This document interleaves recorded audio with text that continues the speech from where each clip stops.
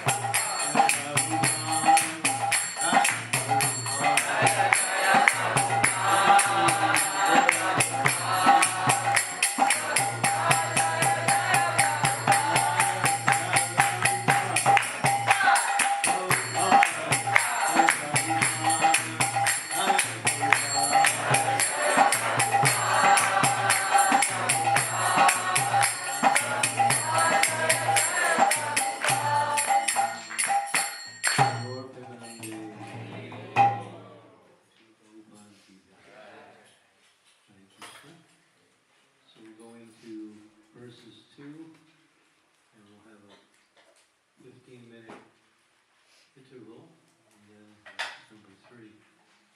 I would encourage some of the men who are sitting way in the back there. This whole area is open, and it's meant for the men to come up here and sit.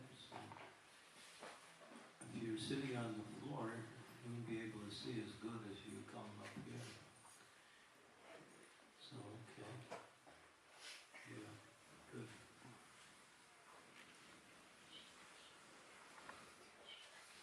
Come on, Prema Bhakti, get up here. Prema Bhakti, come on.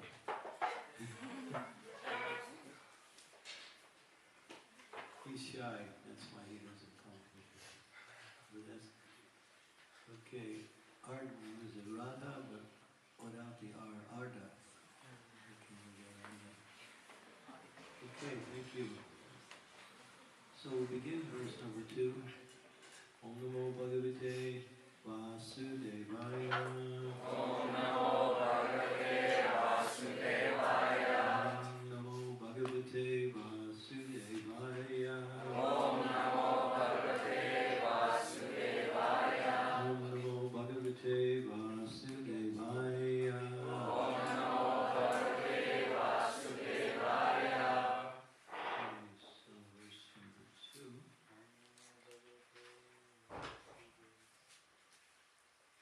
How many of you learned number 2, verse number 2? Anybody? No? If one person learns it, then at least we made some effort. Nobody learned it. Okay. We encourage devotees to learn these verses. If you learn verses, then you sharpen your memory, and you also will go deeper into the philosophy. Prabhupada would encourage us to chant and learn verses. Okay, so. Na dharma sutta gana virukta kila kuru.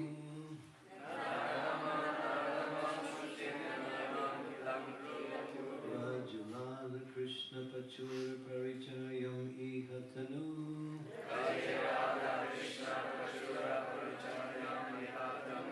Sachi Sunam Nandishvara Pati Sutave Guru Varam.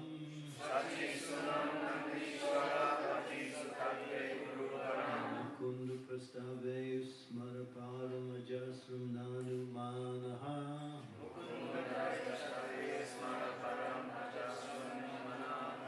Listen to this translation because you won't hear anything similar anywhere. Indeed, do not perform any pious acts prescribed in the Vedas and supporting literature, or any sinful acts forbidden in them. So, indeed, do not perform any pious acts as prescribed in the Vedas and any of the supporting literatures, and or any sinful acts forbidden in them. Staying here in Braj, please perform profuse service to Sri, Radha, and Krishna. O mind, unceasingly remember the son of Sachi as the son of Nanda Maharaj, and Guru, Sri Guru, as the dearest servant of Lord Mukunda. Okay, so we'll go right into the verse. This verse gives you 3 doubts. So what are the 3 doubts? At least one, who knows, one of the doubts that this verse starts to immediately unveil. Okay? Huh? Anyone? What is that? Why we should perform all these activities? Why not? Yeah. Why not? Yeah. Okay. It says don't. Okay. What else? What's another doubt?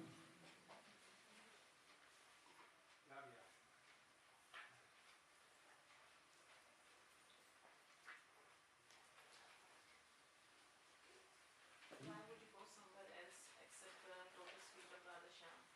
Yeah.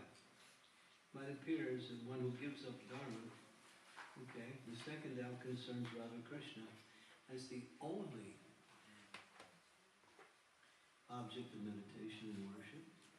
And the third doubt concerns needing to know how to meditate on Shri Guru as the dearmost object of Mukunda.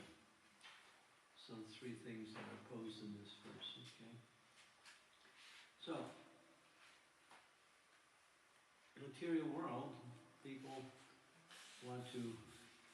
who have some sukriti, some good qualities, they want to succeed in the material world, and therefore they perform pious activities, giving in charity, doing welfare work, opening hospitals, feeding poor, clothing the needy, various other forms of pious activities. So Raghunath Das Goswami says, don't do it.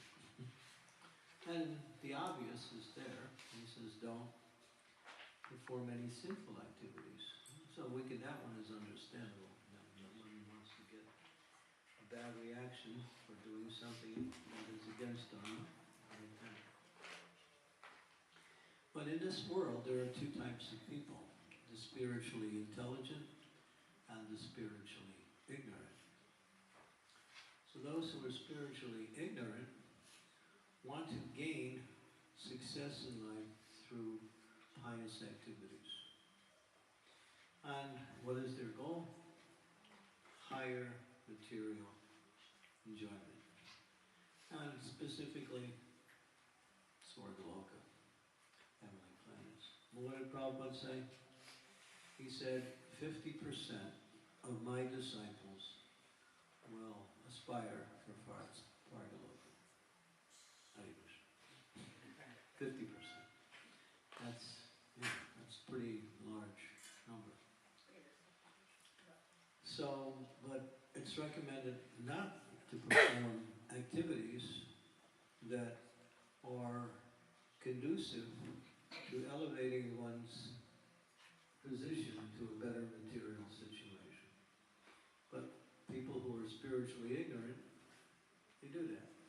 In fact, they focus on that. They may be, by material standards, they may be considered to be nice people, good people, generous people, concerned people.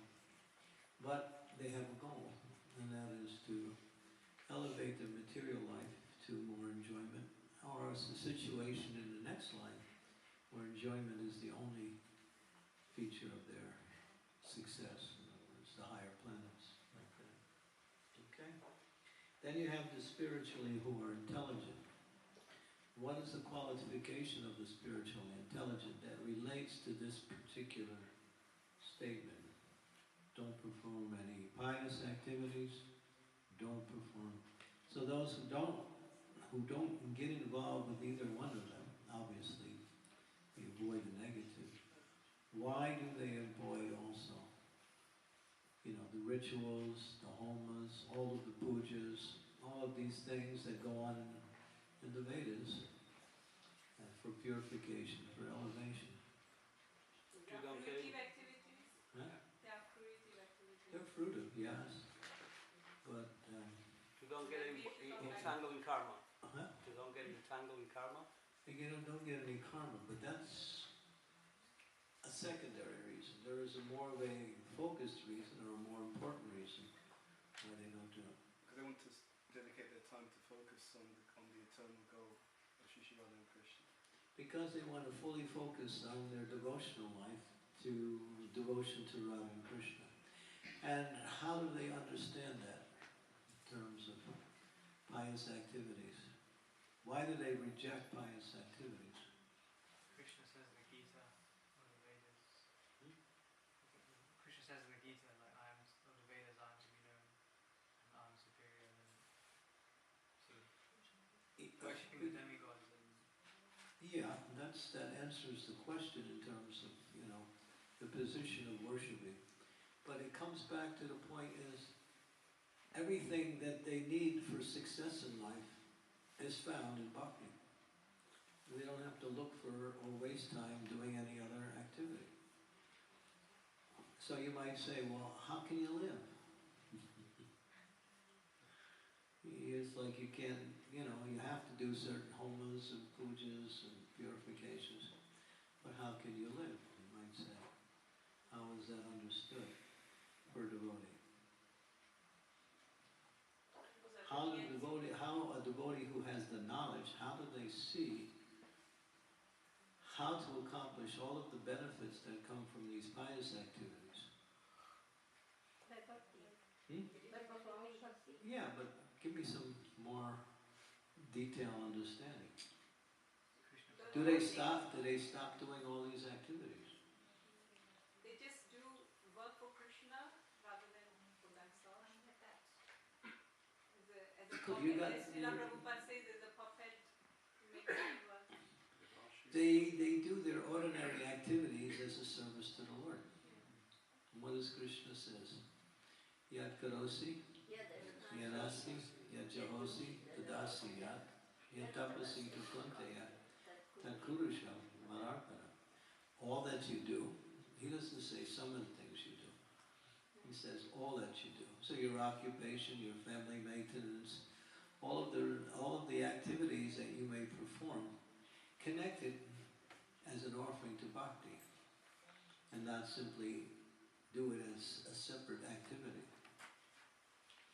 And the activity may even be the same, but it is being, what we say, offered in devotion, and therefore it elevates one automatically, and one accomplishes the duties that they have to perform in the material sense at the same time. They don't stop their material duties, but they engage them in Krishna service. As Krishna says, whatever you do it as a service to me. So then you might say, well, how do you do that? Then Prabhupada says, that you have to learn from the Guru. Because it may be slightly different from person to person depending on their material situation. But the point is, there's no need to worry to do anything else but devotional service, and connect everything that we do as an offering to Krishna. Okay, and so that's pretty much the first point that he's making. I have a question, Guru Maharaj. Yeah. So devotees, as we carry out activities, sometimes we see that when someone passes away, people do Shraddha ceremony, then they do various other homas and pujas. Devotees also do those things. And yeah, because they're not engaged in devotional service. Prabhupada used to say, let the dead bury the dead. I would say that. Well, I mean, what do? They decorate a corpse. Oh, he never looked so good before. He's smiling, did you see that? He's smiling because he's out of the material world. He's definitely.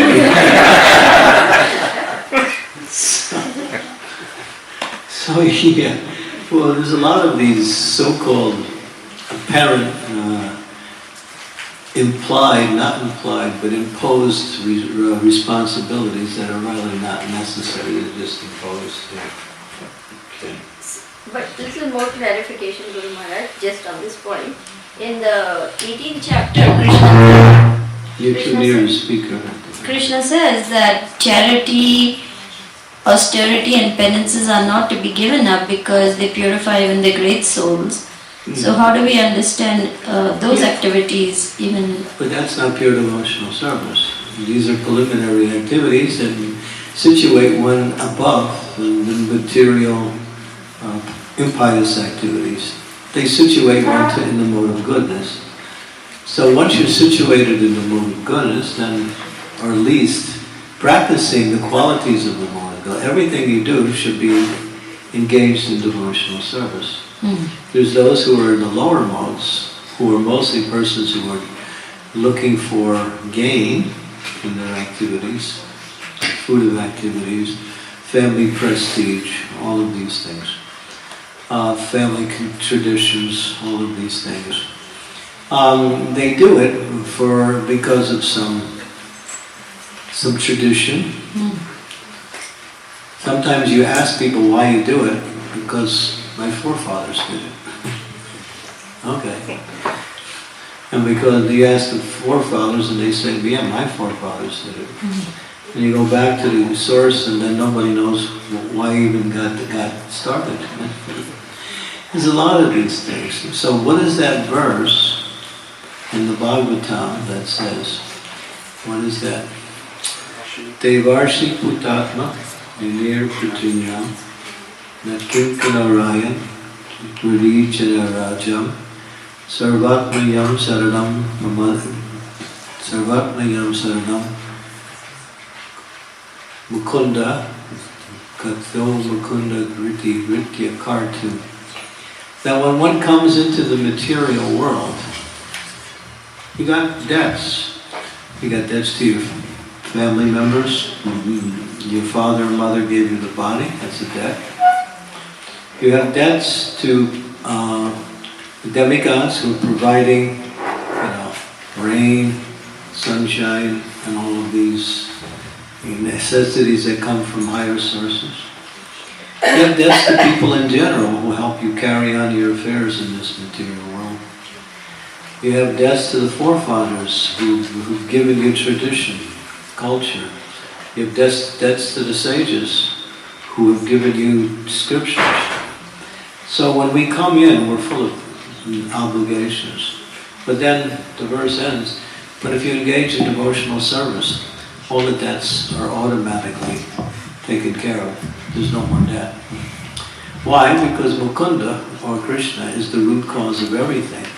Therefore, if you pour water on the root, all of these other responsibilities that come as an expression of the material activity are nourished by worshipping the Supreme Lord, Mukunda.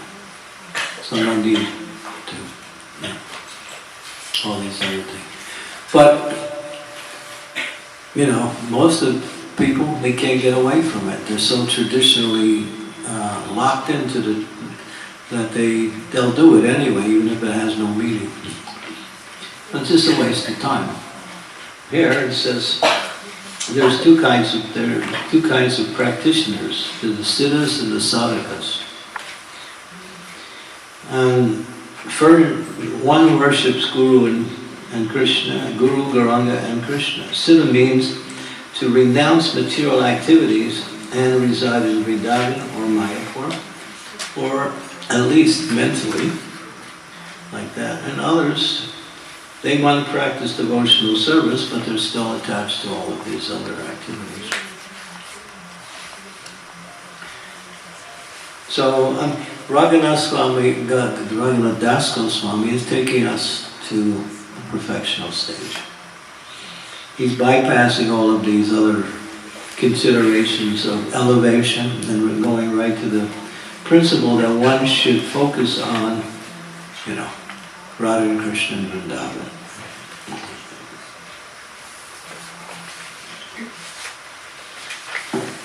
Okay, any questions? We can open it up for discussion.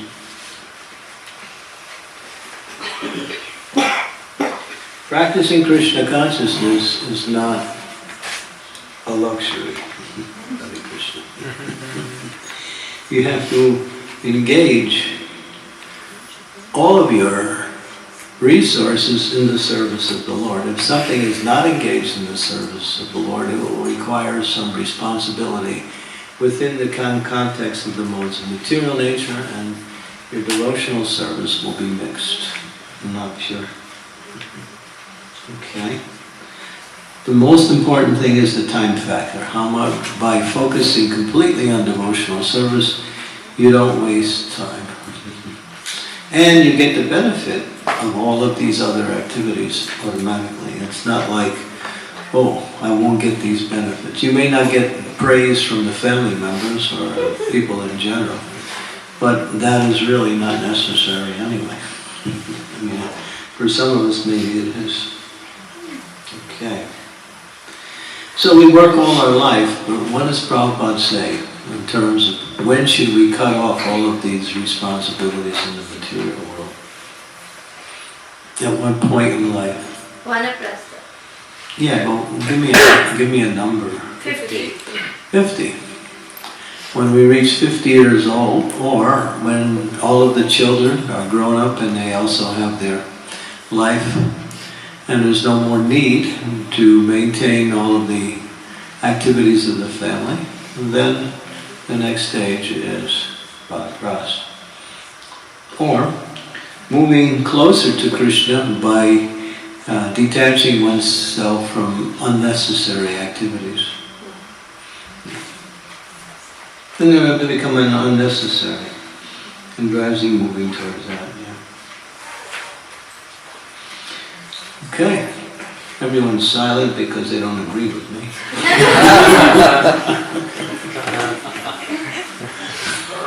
Or maybe it's the other silence, I don't know. Okay, so yeah, it's just the way it is. So, and then focus. Okay, so we're worshipping the Sringadev, we're worshipping Ram, but he says in the verse, he says, please perform profuse service to Sri Sri Radha and Krishna. Stay here in Braj. So, what does he mean by saying stay here in Braj? So there's two ways. You can actually go to Vrindavan and take up devotional service under the guidance of the spiritual teachers and absorb yourself, or living in the way you are now, connect your mind to the worship of Radha and Krishna as the feature of all of your activities. So in other words, live there mentally, even if you can't live physically. Yeah. So you might say, well, how do I focus? For instance, in Bengal, they have a particular saying. Any Bengalis here? No Bengalis, okay. Hate koro kaje. Mukhe bolo hari. Mukhe bolo hari. Hate koro kaje means work with your hands. But don't just work with your hands, chant Hare Krishna. In other words, do whatever you're doing, but always remember the Lord in all of the activities you may perform in this material world. Connect yourself always to the spiritual element. Because any time the mind is not connected, it's under the influence of one of the three modes of material nature. And that leads us away from the goal. Therefore, learn how to direct that mind constantly towards worship of the divine couple in Vrindavan. How do we worship the divine couple in Vrindavan? Is there a particular method that is recommended? Or is it something you devise yourself?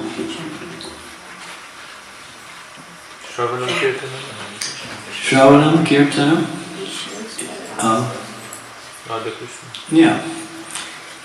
Hearing in their pastimes. Their pastimes are just full of diversity, so it's not relegated to a particular type of pastime. There are so many pastimes of the Lord and His devotees in Vrindavan, particularly. In fact, we can't even exhaust the varieties that are available. Choose those pastimes that attract your mind the most and go deeper into it, learn to it, and get into the mood of Radha Krishna worship. Keep deities at home. Of course, it's recommended we keep Gauratai. But come to the temple and worship Radha Krishna in the temple. So keep your mind focused on the divine couple.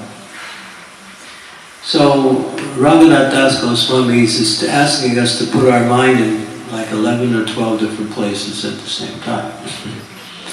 But what is the connecting force that he is focusing on?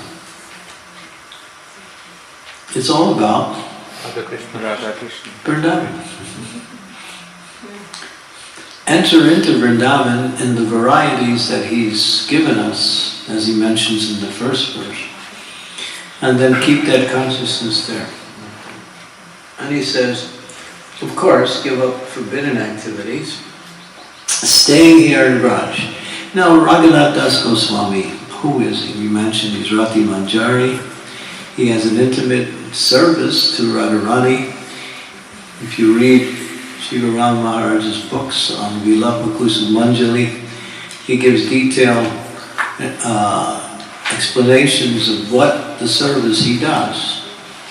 He chooses her nose rings, her earrings, the type of makeup that he not only chooses, but he chooses it and asks her if this is what she wants. And then she asks him, well, why should I choose that one? Well, Krishna likes that one. And then he convinces her that Krishna likes that one. And then she'll say, well, he may like another one. So she's not so easy to please.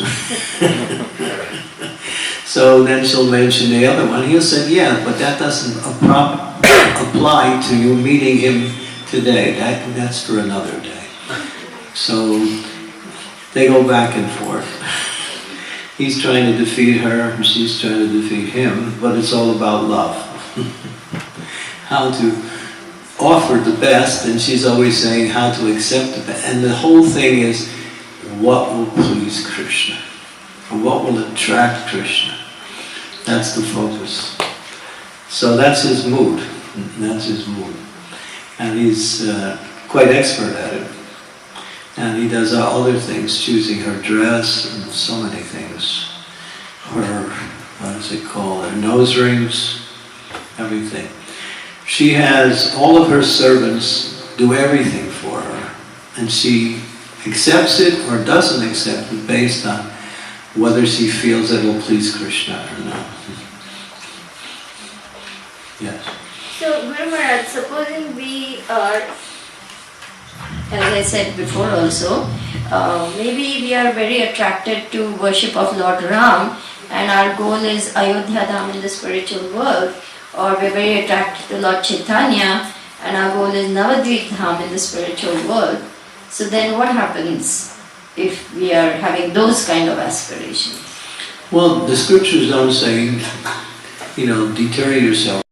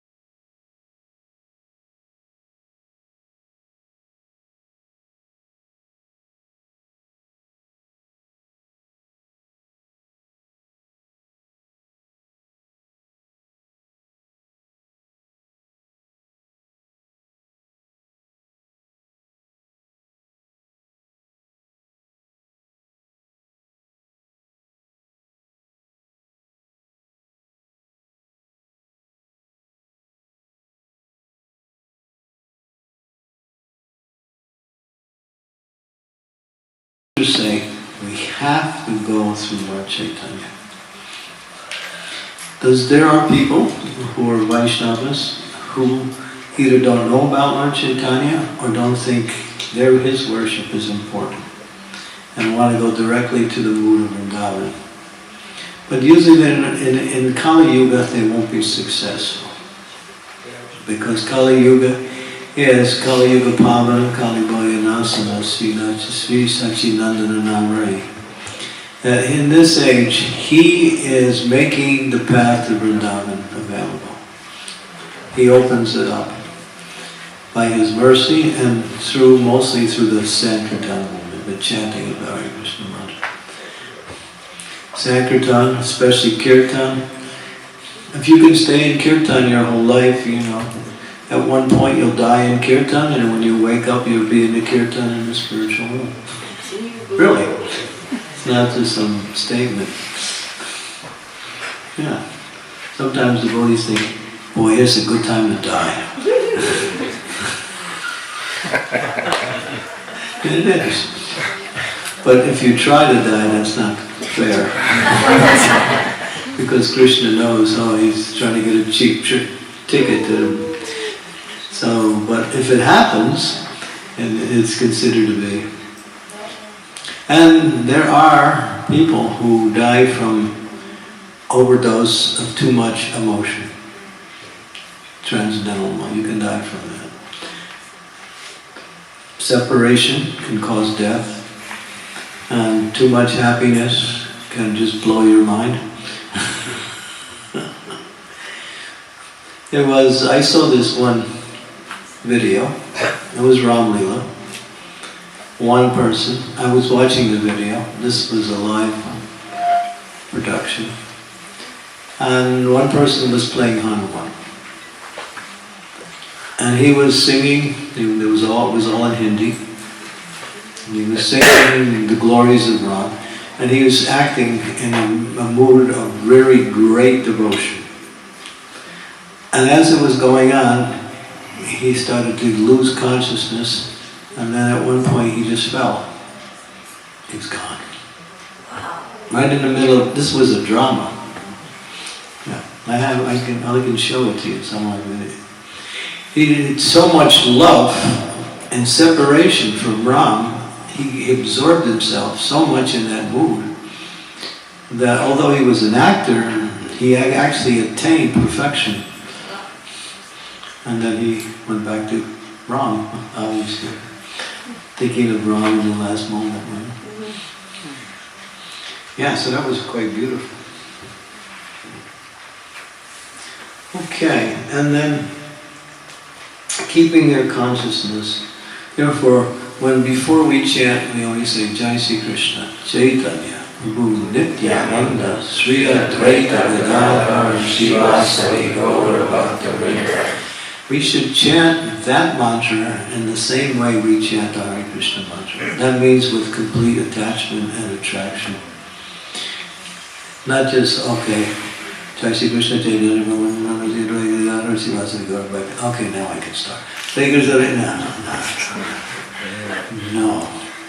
Chant that mantra, the Panchatattva mantra, as if it was the Maha Mantra. It is the Maha Mantra, but it's just expressed in an individual way. So yeah, it's so important. Because as soon as you do that, Lord Chaitanya opens up the door to your chanting. The mercy flows. And if you chant it like 2 or 3 times, devotees, when we first joined, we were told, you have to chant it before each round. And we did that.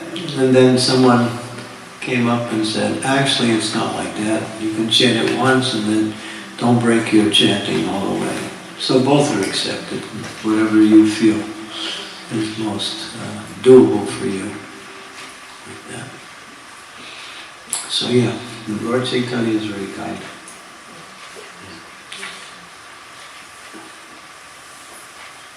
Because he's given Krishna. Okay, and then the last principle in this one is Guru as the dearest servant of Lord Mukunda. So what is that worship?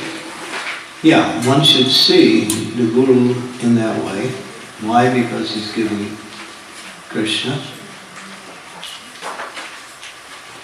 And therefore he's giving the greatest of all gifts, Krishna. Without the mercy of Guru, there is no mercy. And if we try to get the mercy of Lord Chaitanya without getting the mercy of Guru, then that mercy won't come. At least not in full force. Okay? So these are some,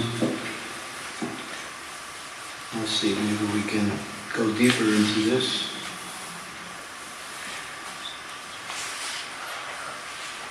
Yeah. The term Mukunda Presta means someone who is very dear to Mukunda. A Lord who gives mukti, freedom from the material world. The worshipper should think, Sri Krishna, who is like an ocean of mercy, has sent his intimate associate in order to take me home back to Godhead. So one should think like that. Somehow or other I met the association of my spiritual master, who is now able to take me back to God. It is most appropriate to respect and regard Guru as an intimate friend of Srimati Radharani. So there's Bhaktivinoda Thakur. That he's intimately connected to either Nityananda or Radharani. And here, because the mood is Madhurya Ras, here he's mentioning Srimati Radharani. Okay? So, not like Guru, this is my plan, and I know you'll approve it. That's why I'm asking you. I wouldn't ask you if you wouldn't approve it. Hare Krishna. So, that doesn't work. So then when people come, we usually say, do you want instruction, advice, or opinion? Most of the time they want opinion.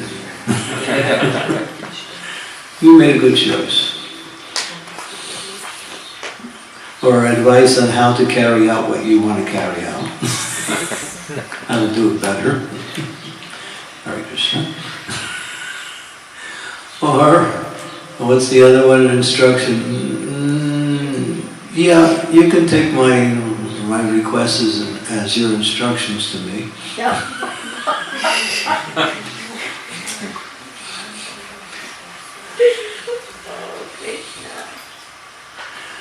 Okay. Welcome to the Guru Supermarket. There's a variety of things you could buy.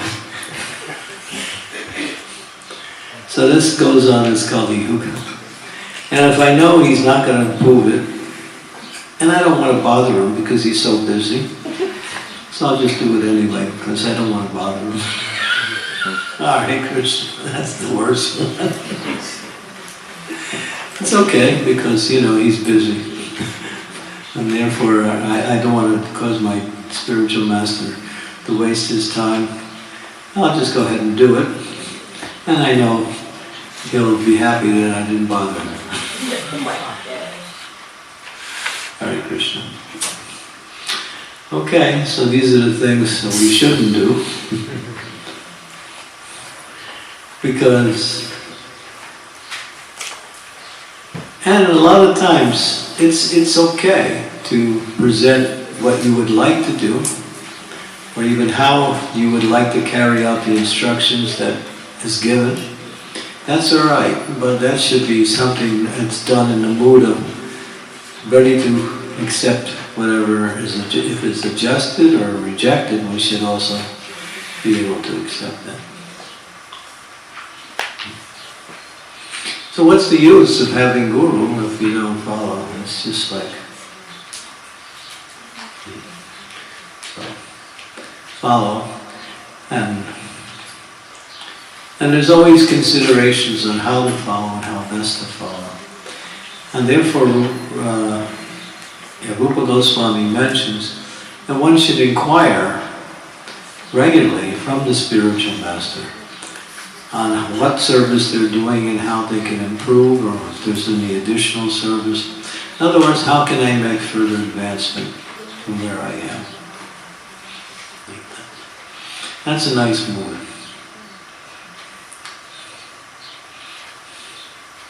But we're attached, and we're afraid our attachments are going to be pulled out.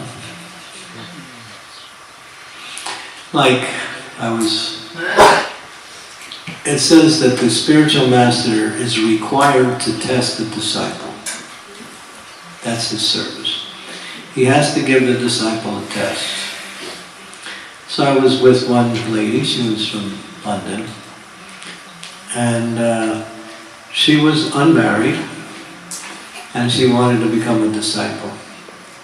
She was qualified in all spiritual respects, but her spiritual master told her, her aspiring spiritual master, "You live in the ashram for 1 year." And she did it. And she did it, but she wasn't so happy about the idea, but because it came as an instruction, she did it. And then she told me it was the best year she ever spent. Because when you follow the instructions, everything comes out nice. Because you get the mercy. And when you reluctantly follow, just like if you do something with the consciousness of what it actually brings, you get more benefit than if you do something that you don't know what the result will be or why you're doing it, but you do it anyway. So when you know the result or the goal, it has a greater effect on your spiritual credits. In other words, you make more advancement. So blindly, that's why, what does it say in the Bhagavad Gita? Blind following and absurd inquiries are rejected. You might think blind following means I'm surrendered. No. That means you don't know, really, but you just do it anyway. I mean, that's okay, but you won't really get the full benefit because you don't know why you're doing it. And you may later on also decide not to do it because you accepted it without understanding.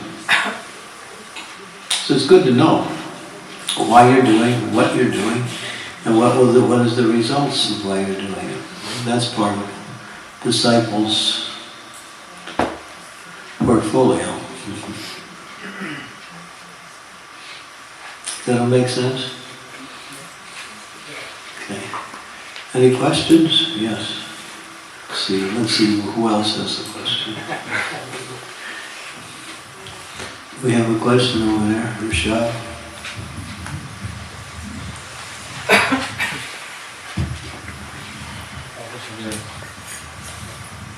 Maharaja, it was mentioned a few times that we should exclusively worship and take shelter of Sri Radha and Krishna. But then when we are in danger, we are recommended to take shelter of Narasimha. So, is there any conflict in there? We can take shelter of Narasimha because that's his service. But if you're taking shelter of Radha and Krishna, you're the source of Narasimha. I'll give you an example. I don't know if this is a prototype, but it's an example. One lady, this was when I was in Chicago, she said, "Maharaj, this demon is haunting me all the time. He comes into my dreams and he's just harassing me. I can't sleep, and so I'm horrified." And I said, "All right, chant the Sringadev's mantra." So she came back to me. He's still there. So I said, "All right, now call out to Krishna." So she tried that for a while. No change. So I said, "All right, there's only one thing left. Pray to Prabhupada." And as soon as she did that, everything was gone. Very good. The Prabhupada carries the full mercy of all of the Supreme Lord. And he's more merciful than the Lord. And as Prabhupada said, if you have any obstacle, come to me, one kick, and it's gone. So, the Prabhupada is still there for all of us, and we have our spiritual master. The Prabhupada is everyone's spiritual master. Doesn't mean because we haven't received direct initiation, we are all Prabhupada Nugas. We follow Srila Prabhupada's teachings, and everyone who follows his teachings, everyone who represents him also follows his teachings. Everything goes back to Prabhupada. So if you become Prabhupada addicted, then your intoxication will never wear off.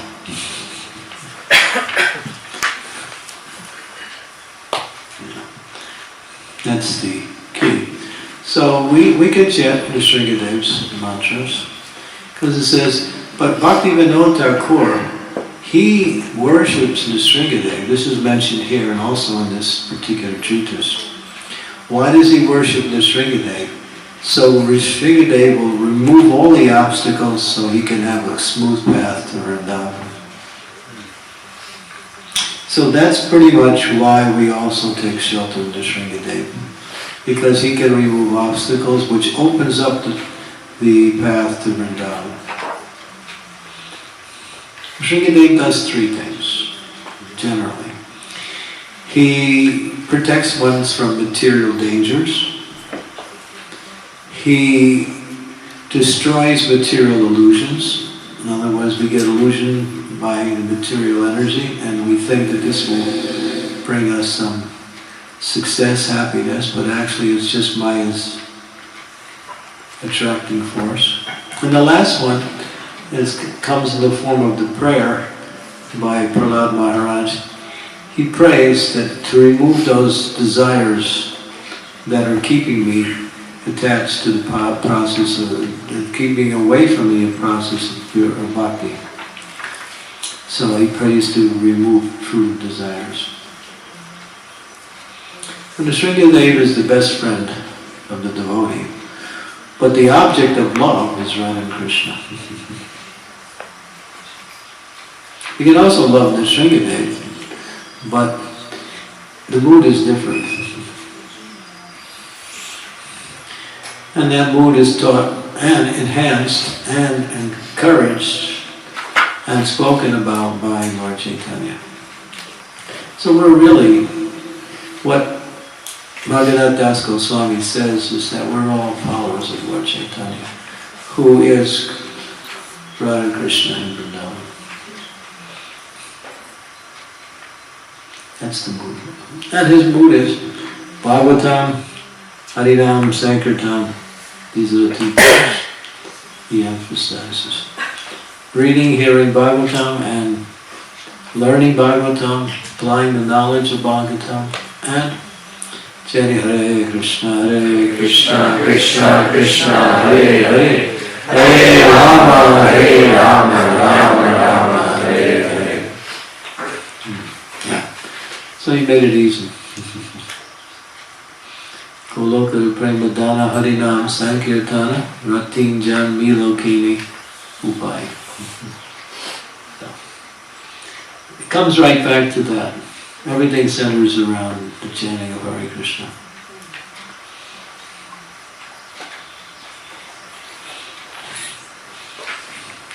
Your ability to understand scripture is enhanced by your knowledge which you receive from Bhagavatam. Your ability to associate and serve and work with devotees is also developed and enhanced through the chanting of Hare Krishna. Everything centers around Bhagavatam. That's why.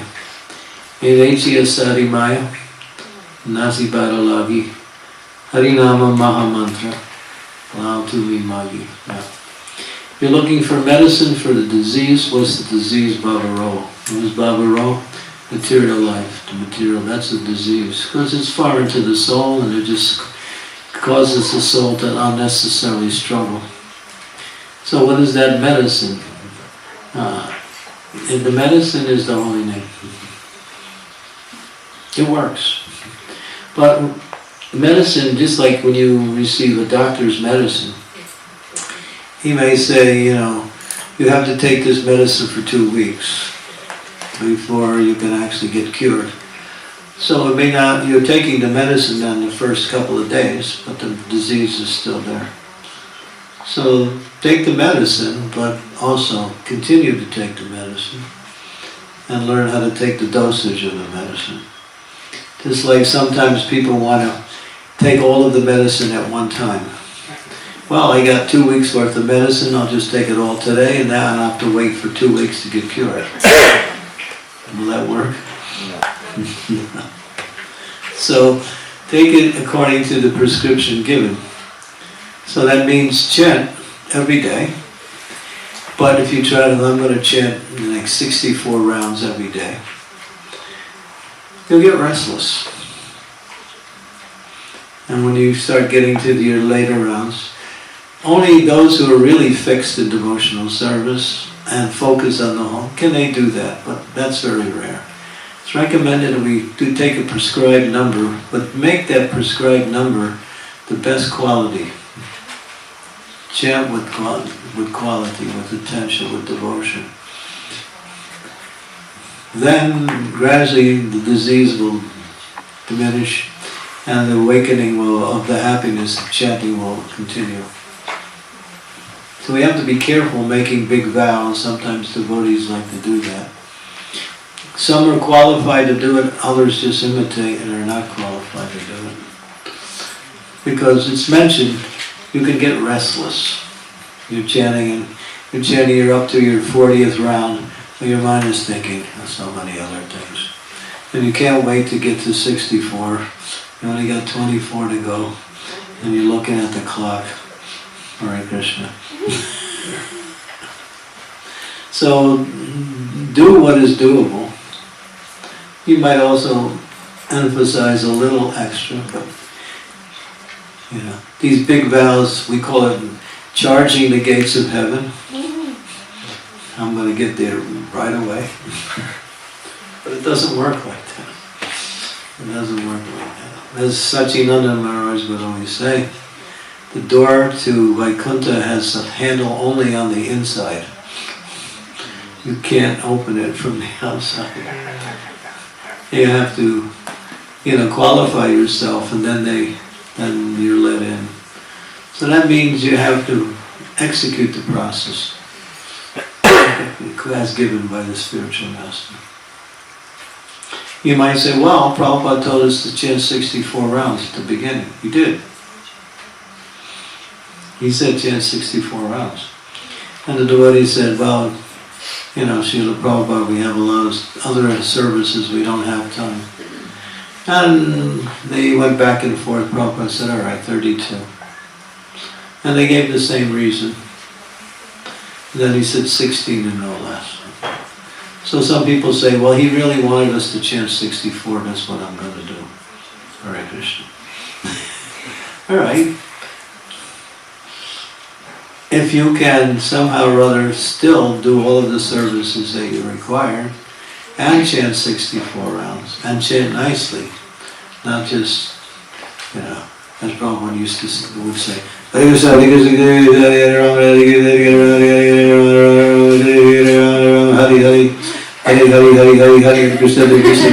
Hare Ram, Ram, Ram, Ram, Ram, Hare Krishna, Hare is one devotee used to chant, Hare Krishna, Krishna, Krishna, Hare Ram, Ram, Ram, Ram, Ram, Ram, Ram, Hare Hare.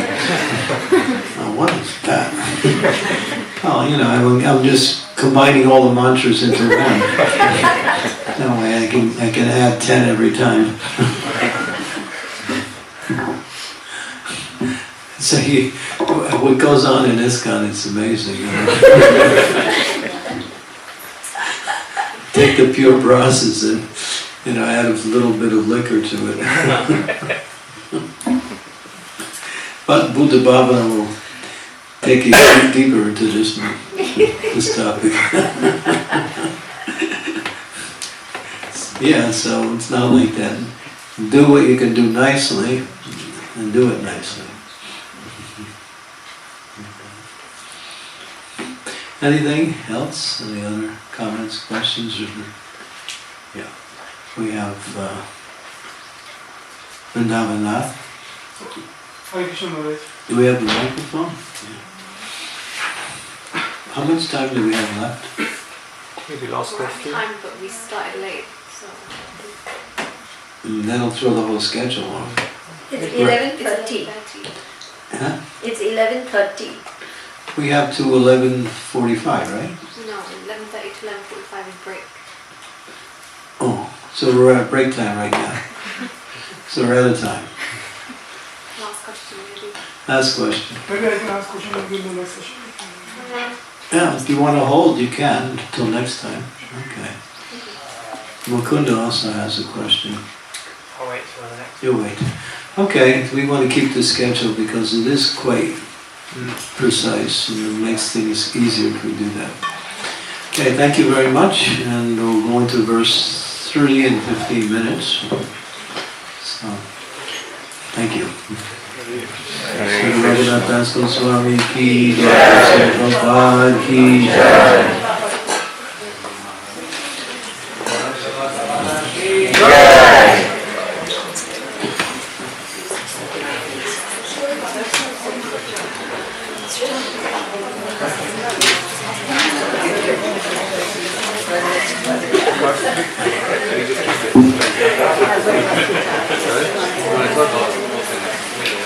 Nice.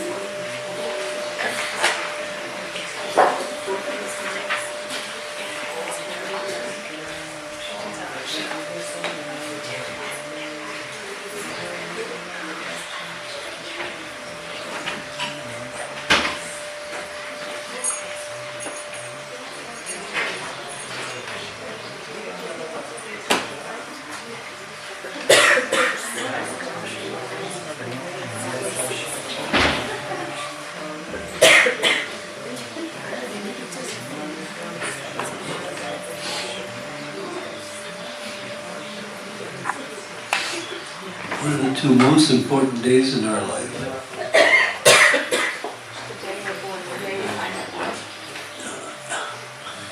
Perfect. The day we were born and the day we found out why we were born. Still pretty good. Oh, how'd you know that? You did it. Perfect. Okay, thank you. I'm not going to ask anything. Very good.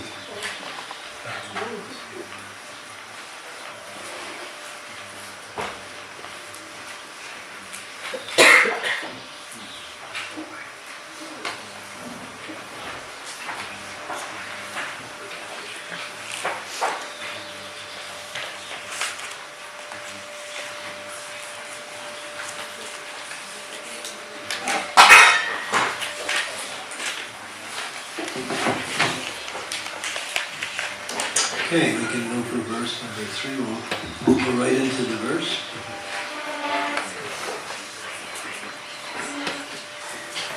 Is this interesting? That wasn't much of a response. Yes. You don't have to say yes, I'm just asking. We can say, let's see if it gets more interesting, or maybe bring it up to the level of getting interesting. It's okay? Really? I like it. It's really deep. So we'll go into verse number 3. Okay.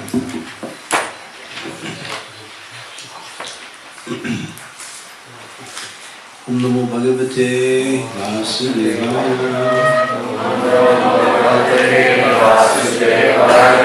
Om Namo Bhagavate Vasudevaya. Om Namo Bhagavate Vasudevaya. Om Namo Bhagavate Vasudevaya. Om Namo Bhagavate Vasudevaya. Adichir Asvasam Rajabhuvi Sagrana Ragam Pati Janur. I'll do it again. Radichur Asvasam Rajabhuvi Saragam Pati Janur.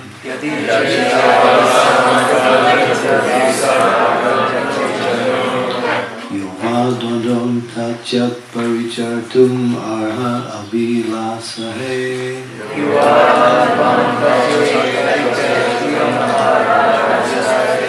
Sarupam Shirupam Saganam Ihatasya Grajam Api. Sarupam Shirupam Saganam Ihatasya Grajam Api. Puntam Panam Nityasmaram Namatada Tvam Shrinu Manaha.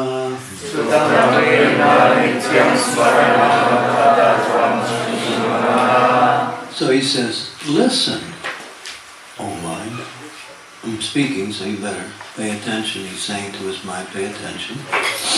If you desire, now he's asking his mind, if you desire, in every birth, to reside in the land of Raj with loving attachment, and to serve the youthful couple of Sri Sri Radha Krishna in close proximity.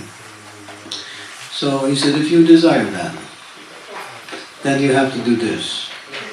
And clearly remember and offer obeisances into Sri Rupa, Sri Sarupa, Sri Rupa, and his associates in Vrindavan, and to Sri Rupa's elder brother, Sri Sanatan. Okay?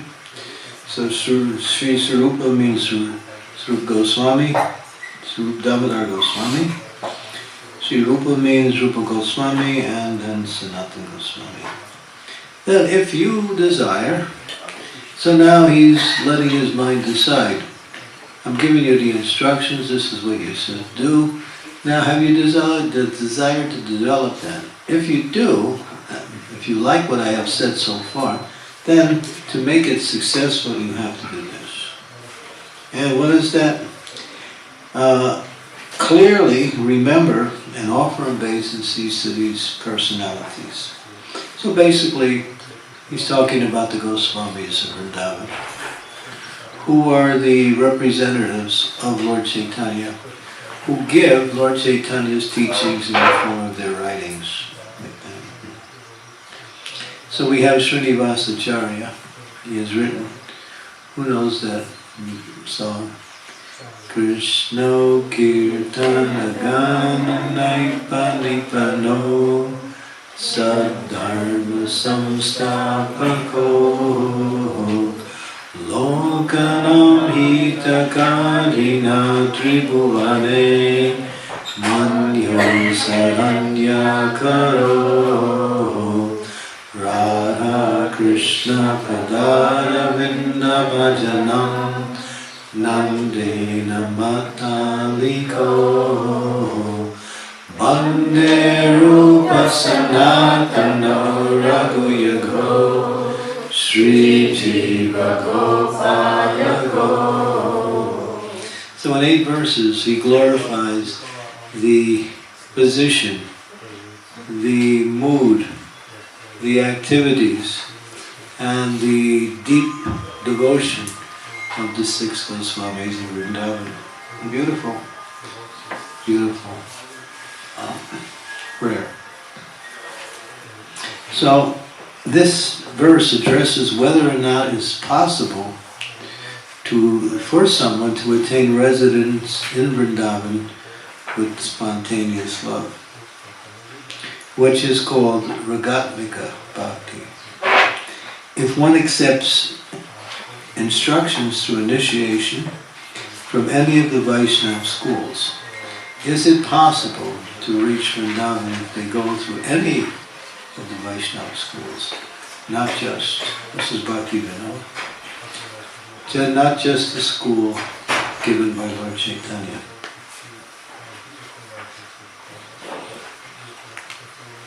And then Rupa Goswami says that Bhakti is divided into 2, Vaidhi Bhakti and Raganuga Bhakti.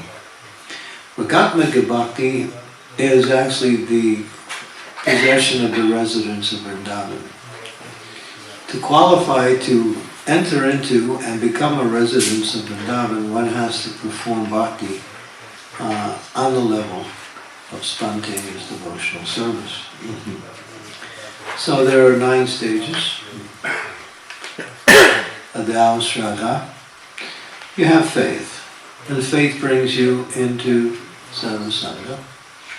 Sadhusanga means that association that performs devotional activities. You take up the activities. Sadhusanga leads you to Bhajana Kriya. As you perform the activities, you develop a taste for it and an attraction for it. You decide to make it your life's goal. Then, in order to consummate that and to make the path easy, one takes shelter of Krishna's representative. Now, that's the beginning. The first 2 stages where one is practicing to begin. The beginning comes with Bhajana Kriya, when you get initiation. And Prabhupada would always say, initiation means beginning. So up until then, are you making advancement? Yes. But your advancement will reach a certain level, and then it's required to take the next step. If we don't take the next step, you won't be able to move further on the path. But advancement is there up until a certain level where it becomes a feature. Now, do I want to continue with this activity, or do I want to do something else? And if I want to continue, in order to continue, I must accept Krishna in the form of his representative. Then, from there, an added element of mercy comes, and that is Krishna's direct mercy through the spiritual master who helps you overcome the obstacles which are blocking your path. And that stage is called Anartha Nivriti, getting rid of the blocks, stumbling blocks. And there are so many stumbling blocks. They're called 4 categories. Anarthas that deal with philosophical misconceptions. such as not knowing the process of sadhana and prema bhakti, not knowing what is the difference between philosophies that look like Krishna conscious philosophy but are not knowing who Krishna is, like that. These are called philosophical mystics. And there's one more. What's the other one? Well, four. There's four altogether.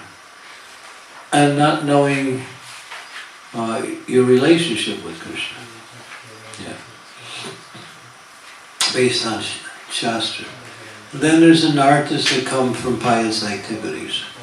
One qualifies themselves to achieve some material boon from their pious activities.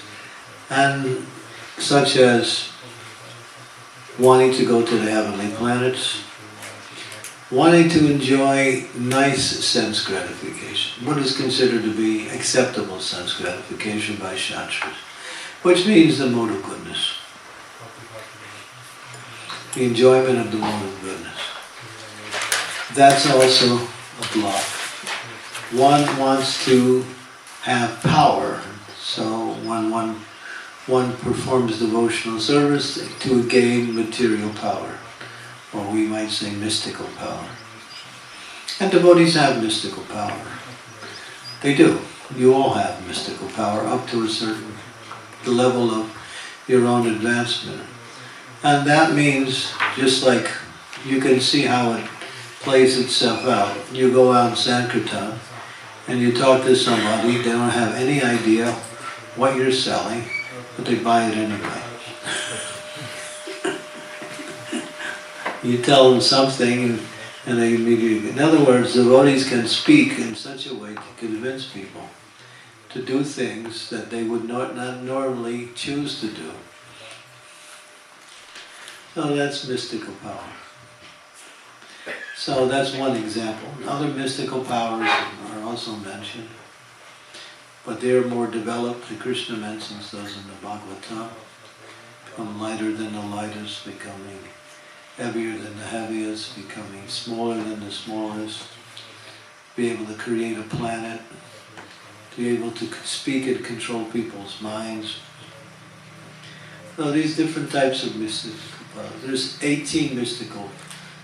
There are 18 mystical powers, 8 prominent and 10 secondary. And Krishna speaks about all 18 of them. And at the end he says, forget them. First he tells you all about them, and he says, you don't need them. So these things are another form of anartha, blocks. And the last one is liberation. Wanting to be free from the cycle of birth and death through the process of, what you might say, bhakti, which is infused with karma yoga and jnana yoga. So these are 4 types of pious anarthas. And then you have the impious, which is duplicity and deceit. That's one. Envy. Wanting to enjoy sense gratification, that falls into the category of sinful, such as we're restricted from the 4. No sex, no meat eating, no gambling, no intoxication. And then the last one, pratishta, which is the hardest one to get rid of. Wanting to be famous simply through the process of bhakti. Wanting material fame. Wanting to be known as a great devotee. These are all obstacles.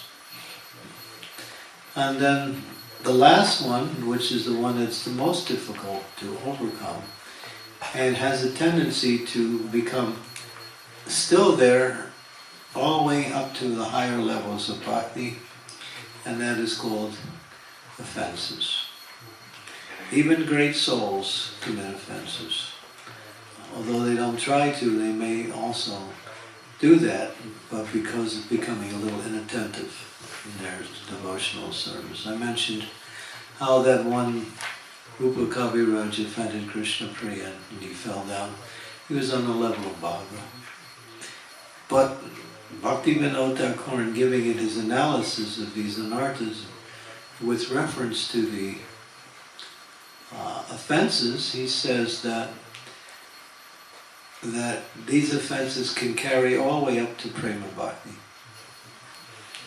He says only when you see Krishna face to face are you free from all offenses or tendencies for offenses. So even we have the example of Jai and Vijay, gatekeepers in Vaikuntha. They committed offenses to the four Kumaras. So offenses are the hardest ones. And it's easy to commit offenses. We don't even are aware of it, how we do it. If you're careless in your bhakti, it's easy to commit offenses. If you're whimsical in your bhakti, if you're, not attentive, it's easy to commit offenses. And then there's four kinds of offenses. Offenses to the holy name, which we know, the 10 offenses. Offenses to the deity. That means offenses while being in the temple or in front of the deity, either one. It can be in the temple even if the deity is close. That's also considered to be offenses to the deity. Offenses to the holy name, offenses to the Vaishnavas, which is the most severe, and offenses to people in general, even the non-devotees. Because they're also part and parcel of Krishna, and therefore we shouldn't cause them unnecessary difficulty. Therefore we're always respectful even to the non-devotees, although we don't associate intimately with them. Still, we respect them as who, for the fact that they are also dear to Krishna, although they are under the influence of Krishna's external energy. So yeah, these offenses carry through. So when one frees themselves from 75% of the offenses, or anarthas, one can move past anartha nivritti into Nishta. Nishta means you're fixed. No matter what happens, you're not going to go away. Happiness and distress do not disturb you. Mistakes, difficult and reverses in devotional service do not disturb one who is on that level of practice. And then Nishta, when it reaches Ruchi, then on that stage, Brahma Bhuta, Prasanatma, Nasashiti Nakamshiti, Sama Sarveshu Bhuteshu Mad Bhakti Lavate Param. And on that level, one is joyful. Prabhupada used to say to us, you're not happy, you're in Maya. And he wasn't just saying that. Krishna consciousness is meant to make you happy. If you're not happy, then that's a good way to see where you are. You're supposed to be happy, because this is a process of susukam, kartava mayam. It's a process for making you happy. But that happiness on that level is not intermittent. That's consistent, that's constant. One is feeling satisfied and happy within themselves at all times. That's on the platform of Ruchi. There is where one starts to move into the mellows of spontaneous devotional service, which is ultimately the goal of devotional service. And here, Raghunath Das Goswami says, one should hear about and worship these three persons. But then he says not only these three, but all of the, what we say, residents of Vrindavan who are in those same categories. In other words, the 6 Goswamis of Vrindavan, Bhaktivinoda Thakur, sometimes he's called the 7th Goswami. So great souls like that. And how do we worship them? We hear about them. We read their books. We discuss the philosophy that they present to us. We take an interest in their personal lives also. There are books about Narottam Das, Bhaktivinoda Thakur, Vishwanath Chakravarti, and all of the great souls have their lives actually written in biographical presentations. So yeah, to take interest in them. So this is what Raghunath Das Goswami is saying in this particular one. And then he says, then one can move into the, naturally into the level of spontaneous devotional service, which is the esoteric path, like that. So when advancement comes by rules and regulations, that's called Vaidhi Bhakti. And when advancement comes through following in the footsteps of the residents of Vrindavan and executing the sadhana of Raganuga Bhakti, there is also a sadhana that was given by the spiritual teachers. Then one can understand the higher levels of bhakti, the Ragatmikas, those who are fixed in the mood of Vrindavan. And then those are fixed, they're not only in the gopis, but they're also Sakhas, Krishna's friends, his parents also. So Krishna has outstanding personalities in each, in Dasya, Ratak and Patrak.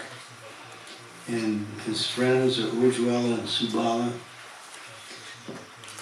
In parental, it's Nanda, Yasoda, Rohini, like that. And in Madhurya, it's Chandravali, Radharani, Lalita, Vishaka, like that. So to hear about them, to worship them, to hear if they've written, just like,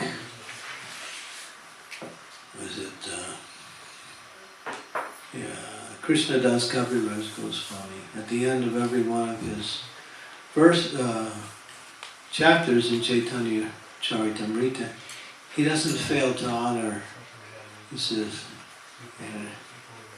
he offers his obeisances to Rupa and Raghunath, which are the chief amongst the Goswamis for us. Rupa and Raghunath Goswami and Rupa Goswami. Okay? So hear about their works, read their books, go in deeper into that mood. That opens up the door to Radha and Krishna attraction. And Prabhupada also says the Goswamis are the heir to all of the philosophical fortune given by Lord Chaitanya Mahaprabhu. So everything is there in their works. So Bhakti Rasamrita Sindhu, Ujjwala Nilamani, some of the Jaiva Dharma, so many, of course, Chaitanya Charitamrita by Krishna Das Kaviraj Goswami, represented by Srila Prabhupada. So, read books. And we have so many books, and therefore they have a purpose, not to kind of, all right, take a look at my library. I can see you have a lot of dust on it, yeah. Because I don't move the books around. I keep them where they are, they're deities. No, read them. And we have, there's one thing you might say is quite unique in our society is we have so many books. So many. Even the books of the Goswamis, books given by Srila Prabhupada, and in many cases, not all, but many of the books of his disciples also, which illustrate Srila Prabhupada's teachings, presenting them in a more, from a different angle of vision. Any comments, questions on this particular? He says, by doing that, you'll open up the door to Radha Krishna worship. Was Bhakti Vinod Thakur, he sings one song, Visaya Chadiya. That's the one. When will I be qualified to understand the writings of the six Goswamis? Praise like that. So we should also consider that as part of the sadhana for opening up the mood of Vrindavan, to hear from these great souls. Because they're on a level of unspontaneous devotional service. They're not writing simply from philosophical knowledge, they're writing from realization. They're writing from realization. They're actually visualizing. They're coming to the platform of actually seeing the pastimes of Radha and Krishna in their mind. It's like you have the example, Rupa Goswami was in one of his meditations, and in his meditation he saw Radharani with her girlfriends, and Radharani has a long braid coming down her back. So while he was in that meditation, he saw that braid on Radharani, and he thought it was a snake. So he got alarmed in his meditation, and he said, "Be careful, there's a snake, there's a snake, there's a snake," in his meditation. And then all of a sudden, the girls just turned around, started laughing, and ran. And then his meditation broke. And then he told that to Sanatana Goswami. And Sanatana Goswami says, "Don't you know? It's described that Radharani's braid is like a long black snake." So he wasn't able to remember that in his meditations. So they actually enter many times into a trance of seeing Radharani's Krishna's pastimes. And that's available for everyone, but that's a high level of absorption. Then you're no longer in the material world anymore. Any questions? Comments? Yes, Shamlal.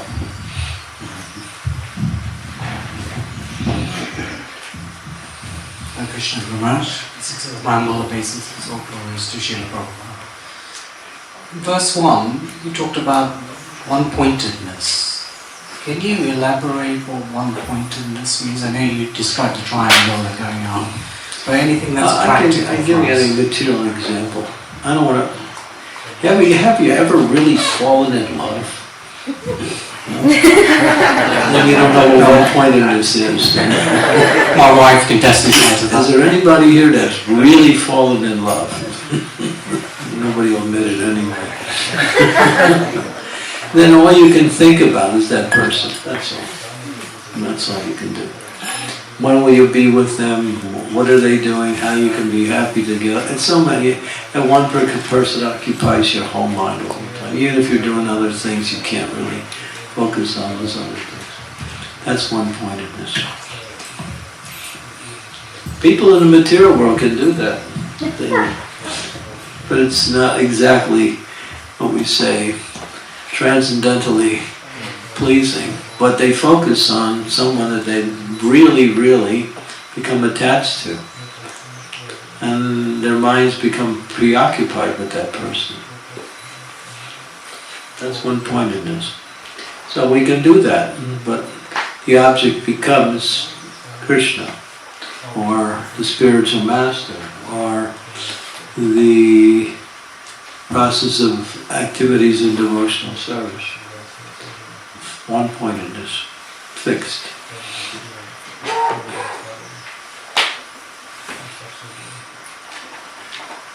And if you want to talk to that person, you have to bring up the subjects they're interested in. So, yes, Radha Vinodini. My question is connected to more verses, because here it's again the mind is addressed, and you said that in different ways he addresses the minds, and how can we decide in which mood how to address our mind when it should be controlled or convinced to do something else? So well, if you see it running away, you say, "My dear restless mind, please put your restlessness to rest and listen to what I have to say, because it's the best." I'm not there to give you jest, and I'm not going to tell you to take rest, but just listen and you'll get the best.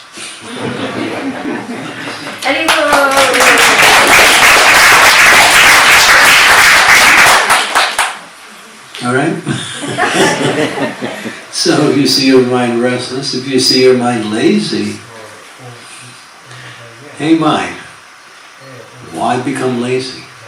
Don't you know it leads to becoming crazy?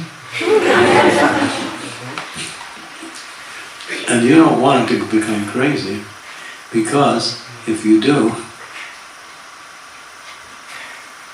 I don't have another one. And you'll become no better than an ordinary daisy.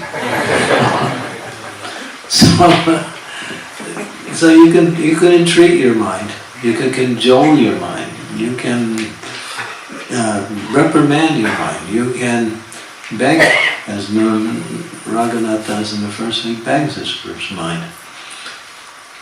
One time he says, "Oh, uncomprehending mind, I'm telling you what you should understand and you still can't understand it." Uncomprehending mind. So yeah, these are all ways. Choose what is appropriate at the time.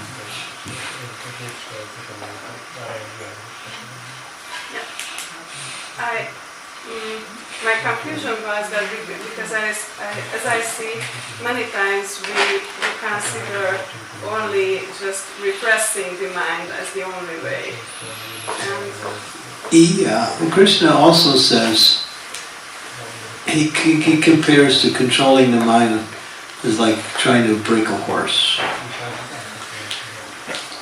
Breaking a horse is not easy. That means to control the horse.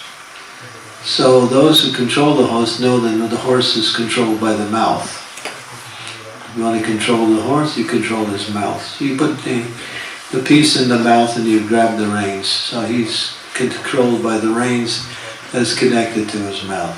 Now if you pull too hard on the reins, the horse will jump. And if you don't give it enough, Slack.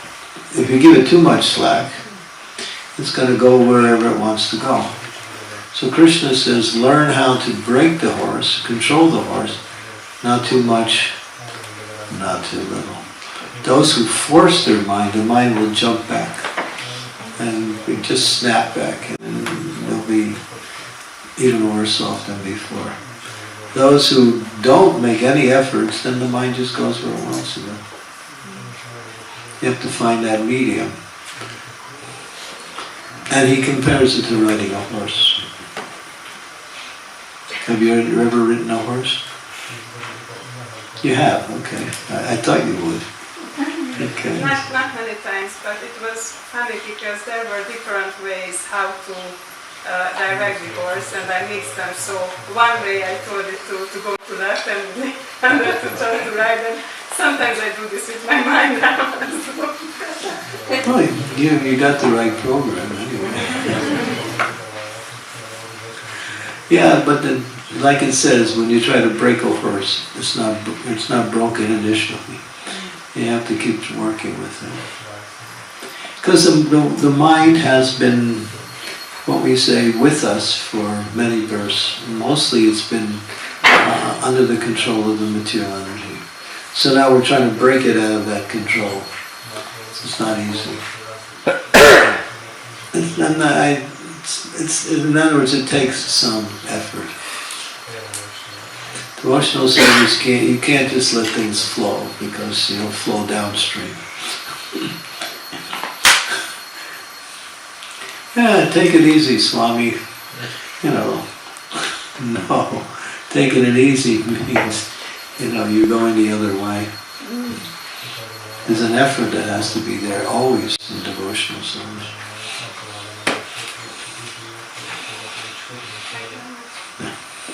Yeah. Let's see, we got the questions from Mukunda. Raj Mukund. Hey, Krishna Maharaj. I've got a question for you, and I think you might not answer it. But I'll ask it anyway. And I'm going to give you 4 options. I told you should make him the what does it call it, the MC. So, if you were given an option to go to a destination after this life, and the options that Krishna gives you, okay, you can decide where you want to be. One option is entering Vrindavan and the Vrindavan pastimes. That's one option. The second option is attending Lord Chaitanya's pastimes, being with Lord Chaitanya's associates. The third option is being with Prabhupada and attending his pastimes anywhere. And the fourth option is being Candramauli Swami and Prabhupada's representative and helping people here as you are. Which option would you pick? Well, that's easy. I do all 4.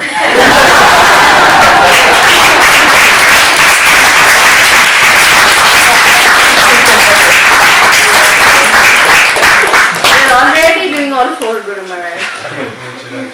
Well, Nikunja, you know, Ratike Lisithya, Yaya Lipi Lipti Rapekshaniya. no, each one of them we can do at different times. Why limit yourself? Well, why take only one type of ecstasy? Thank you. You can include that. You can include that in your book, your upcoming book. It's got an upcoming book. Yes.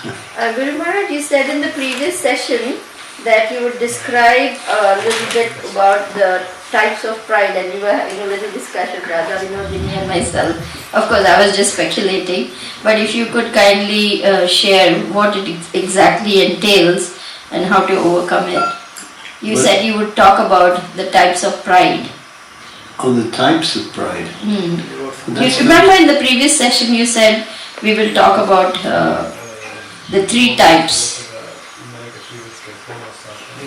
You said like that? I said that? 3 ways. Oh, I'm sorry. 3 ways to. No, What's the the qualifications for accepting and performing the activities that Raghunath Das Goswami is asking us to do is faith. And I mentioned that there was three categories of faith. Right. Yeah. Yes. I think I mentioned too. Yes, you did say faith in the sadhus, the devotees of the Lord, and faith minimizes fruitive desires. You said those 3 things. Yeah, let me see what it's here.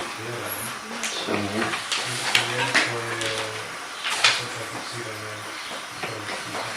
Great notes, can't find anything.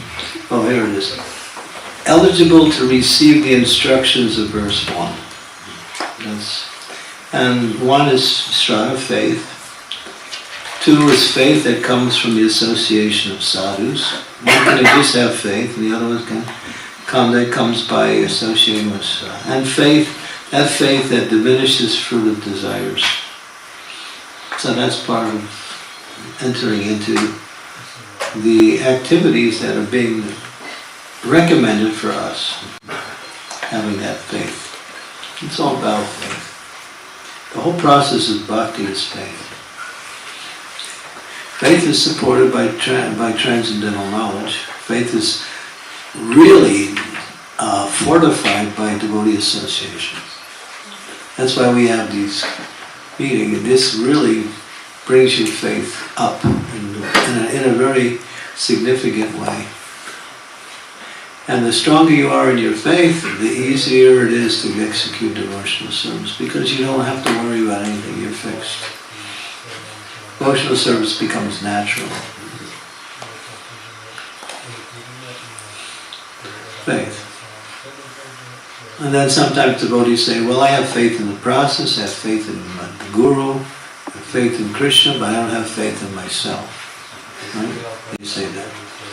And then, well, if you have faith in these other categories, then they will also qualify you to succeed in your devotional service. Because by their mercy you receive the necessary strength and ability to be successful. You can't do it on your own, but you can access that mercy coming from them by you're making it an endeavor. If you don't make the endeavor, as Krishna told Arjuna, fight for the sake of fighting. Never consider happiness and distress, honor or dishonor, victory or defeat. Fight because I'm asking you to do it. And then you'll be victorious because Krishna is giving us the instructions. All we have to do is carry it out. And then he gives the qualifications also. And the results too. Everything comes from him. But we have to make the effort, that's all. I'll chant when I feel it. Good luck. You'll be there forever. Chant because it is required for your spiritual advancement. And then you accept the mercy of the Lord. Everything depends on mercy.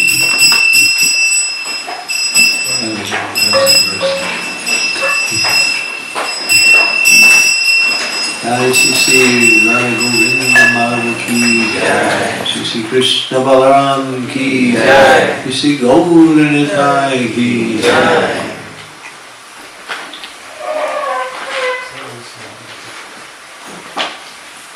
Okay? How many pairs of glasses you have? She took one off and there's still one on. Can you do that again? Blind Guru Maharaj, what to do? I thought that was some magic trick.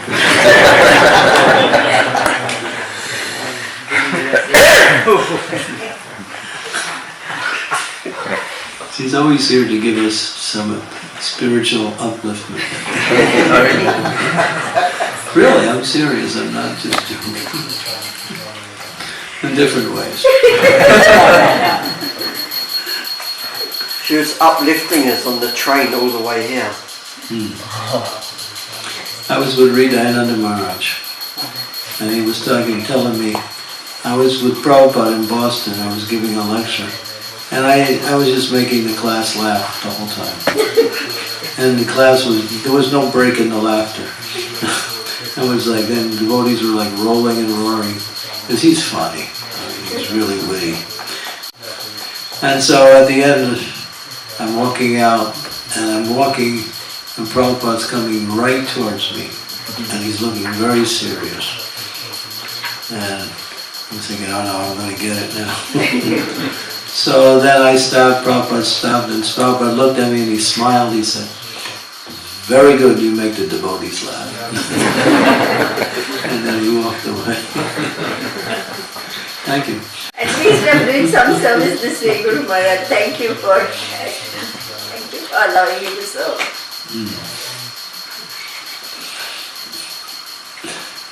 I'm not allowing you, you're there. Whether I give the allowance or not, it doesn't matter.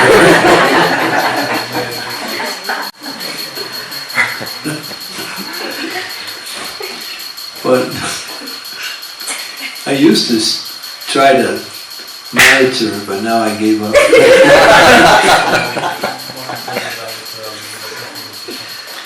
This is an inside joke. She's good.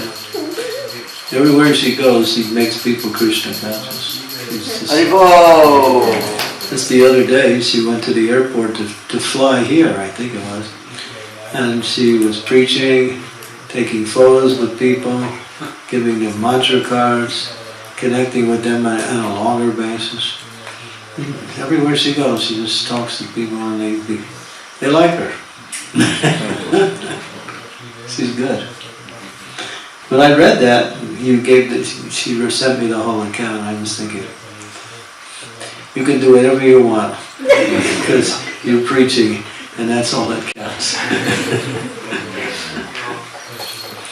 Because anyone who's preaching, Krishna gives them special favor.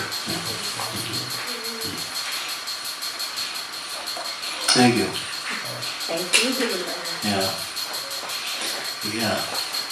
Pranavanath Prabhu, question. Hare Krishna Maharaj. It's related to the previous verse, Maharaj, but somehow I felt very, very happy as I take one takeaway from that verse or from that class. It was a good reminder to understand that Radha Krishna is our key subject matter or key object where we need to really focus upon, especially the Vrindavan mood. Right. And normally when we see other deity, like when you explained about Nrsimhadev, it gave me that kind of reminder that every deity has something for us to push towards Radha Krishna in Vrindavan mode. Like Nrsimhadev you explained, similarly Balramji, he's always serving. So like our mood also, like whenever we are going down, he's allowing or pushing us that how to serve better. Maybe Chaitanya Mahaprabhu again by holy name, Nityananda Prabhu again through instruction and through Adi Guru and Guru. So somehow I felt like yes, like whenever we see any deity, everything is connected to Radha Krishna. For you, I know that, so there's no question about that. For us, we have to somehow learn how to connect the dots. But it's true, yeah. It says that when you go traveling and you see different deities, if your love for your actual deity is manifested through the deities that you're seeing. You see your deity in other deities. Yeah. So Raghunath Das Goswami, he can't see anything but his service to Radharani, that's all he can see. Anything else? Thank you very much.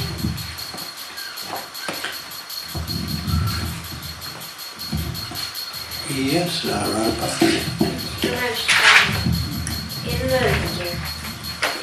In the process of devotional service, it's inevitable sometimes to feel some crises of faith, whether that's in the process or the guru or the shiksha guru or the institution. What are how do we maturely deal with those when they come? Discuss it with others and see if it actually is valid or not. Because a lot of times it might be initiated by something you perceive, but you may perceive it in the wrong way.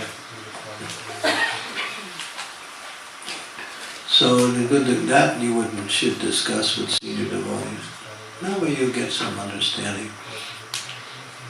Even if you don't initially get it from the first person, you can talk to many devotees and see if when it gets validated by repetition, then you understand whether it's actually a crisis of faith or just a wrong perception of what you're experiencing. A different perception, yeah. And is it necessary to have crises of faith to progress? No, faith should also be continuous. It should be constantly growing as you perform your devotional service. Crisis of faith means really based on really not sufficient knowledge. When you have sufficient knowledge, then all these things, because the process works. And if we didn't have examples, then we would be speaking theoretically. But we have so many examples of devotees who have left their body, and in the last moments of their life, they were completely absorbed in, Radha and Krishna. We have the example of Sudama Maharaj, very close associate of Srila Prabhupada. Prabhupada taught him to cook, gave him a lot of responsibilities for preaching. He used to talk to Prabhupada quite regularly. And then he left his sannyas for whatever reason, we don't know. Got married, and then that didn't work out, and then after that fell apart, he left ISKCON and went back to many of his old ways, which were somewhat sinful. And for a long time he was in that. But then he got terminal cancer. And so he decided to come back to Krishna consciousness when he was dying. So the devotees were taking care of him for a few weeks. And then at one point he was sitting in the bed, and then he turned and he looked at the door and he said, "Prabhupada, you've come!" And that was the last thing that he left. So Prabhupada came to him in the last moment to take him, because he had done such valuable service. And Prabhupada put a lot of, what we say, special mercy on the early devotees, because they're the ones that helped him build the movement. And so Prabhupada was really grateful for those towards those devotees. Not that he was partial, but it's just natural. He felt really, really grateful to the devotees who really helped him begin the movement when it was so difficult. And he was one of them. So Prabhupada showed him special mercy. Although he had left and committed sinful activities, that was all wiped away at the time of death. So yeah, we see this is one of many examples of that, how the mercy of the spiritual master can come and change everything. Because whatever the spiritual master ordains, Krishna accepts, at least in relationship to disciples. So getting Guru's mercy is meaning is getting Krishna's mercy.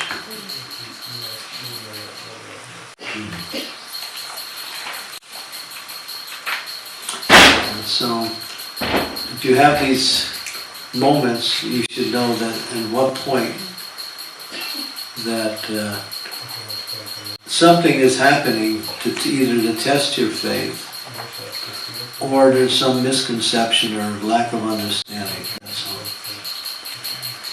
Because the process works, no doubt. We can see there's hundreds and hundreds of examples, thousands of examples.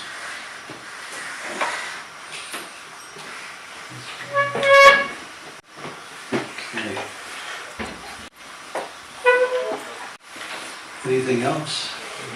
Sridevi, you got all the questions. Anybody else? Yes, Satyabhama. Can you tell the story how you got your name? You can tell that later. It's really a nice story. Maharaj, yesterday you mentioned that whoever is doing preaching is already in the form of internal, like, he's doing that service, he's in service of Radha Krishna. But many times when we are, I personally, I'm talking about myself as being a practitioner sadhaka and still trying to preach, when we feel that we don't have the ability to do that, but we just try to do, serve as best of our ability to serve Srila Prabhupada's mission. But there are many times we are unsuccessful, definitely, like there are so much, you don't get... But I disagree. How? Because any efforts that you make in preaching, even if it apparently doesn't bring about a certain desired result, is successful. As Bhaktisiddhanta said, Saraswati said, if nobody comes, preach to the four walls. And then you'll also receive Krishna's mercy. The preaching is such an, what's the word?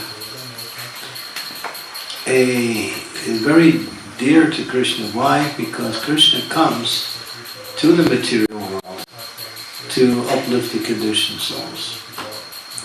So anyone who's doing that work, they're doing Krishna's internal work to try to help Krishna bring souls to him. So even if it doesn't have immediate results, it has some effect. Just like we can speak philosophically, we can give examples, we can speak from Shastra, and people may or may not take it. But then again, when things happen in their life, some crisis, some difficulties, some reverses, then all of that preaching has relevancy. They go back to that and they remember.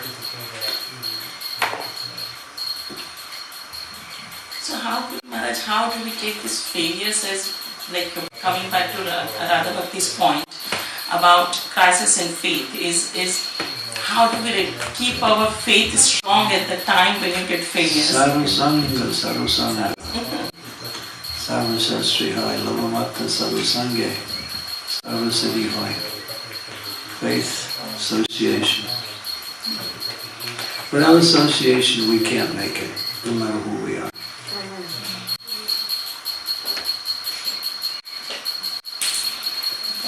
Thank you so much.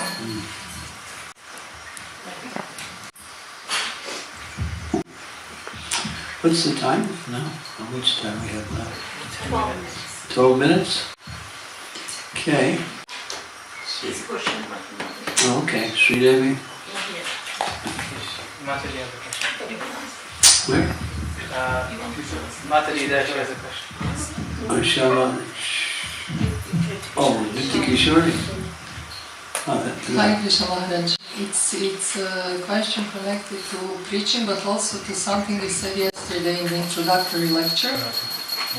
When you were speaking about exoteric and esoteric paths, you said that the activities externally can appear the same, but the quality and the value of the practice depends on the consciousness.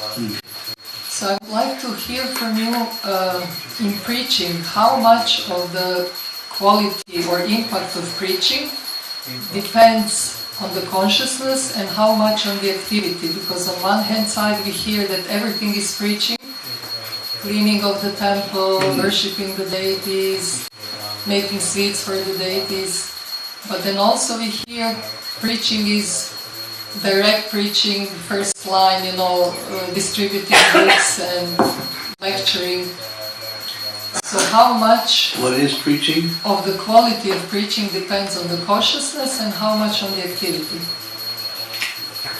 Well,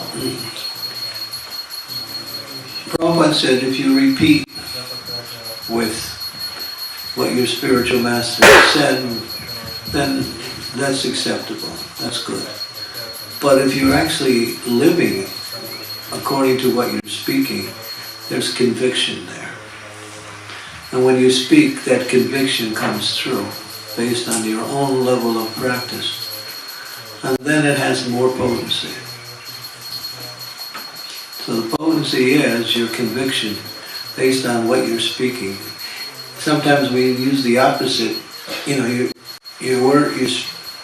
Your actions are so loud I can't hear what you're saying.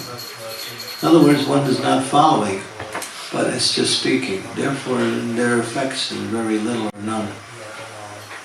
Those who live according to what they're saying, that has great merit and great potency. That's one of the things they ask me sometimes. What did you like most about Prabhupada? I said, when he spoke with conviction. He said, this is it. Not maybe, perhaps, I think, choose, this is it. And he said it with such conviction that it came across like, yeah, this is it. The conviction made it receptacle, went right to the heart, right to inspire the mind. So that conviction is really the strength of the preaching. When you're living and practicing according to what you're saying, it has greater effect than if you're just speaking theoretical. And the second one is? Here Maharaja also gave the example of direct preaching as lecturing. But how much can other activities of devotional service also be seen as preaching, which are not direct preaching? Well, I heard Prabhupada mention that preaching means to change the heart. Or you might even say to bring people closer to Krishna in some form. Just being nice to someone may encourage them to become more connected to Krishna consciousness. That's also preaching. Example. It was in Europe somewhere, I don't remember where. One lady was coming to the temple and she was wearing a mini skirt, hair straight up, with all kinds of makeup and decorations. She looked like a deity. She came to the temple and the devotees got a little shocked. And they actually went to her and said, "You can't come in there like this, you're not properly dressed." So she left, but then she came back again the same way. And so they came to her again and told her, "We told you, you have to, become more," what's the word, demure? You know the word demure? It means chaste. And she didn't listen. So the devotees they headed her out. And then she decided, "I'm not coming anymore. The devotees don't want me to come." So, but then not long after that, the word came that Prabhupada was coming. She also was reading Prabhupada's book, so she thought, "I want to meet their teacher." So she came. It was a Sunday lecture. And Prabhupada had taken the Vyasa son. He was addressing the Duke group. He had just got there. And she walks in. Same way. And she's looking for a seat. And Prabhupada noticed her. He says, "Oh, thank you for coming. You look very nice today." And she was like, "Wow, your teacher's really cool." So she found her seat and sat there and listened to the lecture. And that same night she said, "If that pleases the devotees, then I'll do it." And then she changed her hairdo and took it down and became changed. All of Prabhupada didn't see her as a body, he saw her as a soul who's come to find out about Krishna. So that's preaching. That's an extreme example, but that's how somehow or other encouraging people on the level that they're at, rather than putting them down. "You're not on that level, therefore you're in mine."